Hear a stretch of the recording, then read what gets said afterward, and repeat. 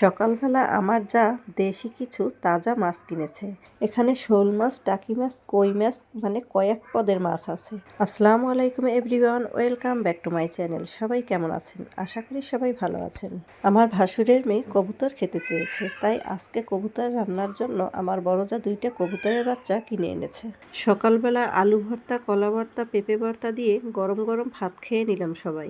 সকালবেলা আমার যা কিছু দেশি মাছ কিনেছে। এখানে কয়েক পদের মাছ আছে, শোল মাছ, টাকি মাছ, কই মাছ। এই দেশি মাছগুলো খেতে অনেক স্বাদ লাগে। আমার যা মাছগুলো একটা পাতিলে পানি দিয়ে ঢেকে রেখেছে। এদিকে আমার ছেলে কতগুলো কচুরলতি আর কচু শাক কেটে এনেছে। আজকে কচু শাক ভাজি করব। মাশাল্লাহ, অনেকগুলো কচুরলতি পেয়েছে। এদিকে আমি রান্না বসিয়ে দিয়েছি। আজকে কচু শাক ভাজি করব, ডাল রান্না করব আর কবুতরের গোশত রান্না করব।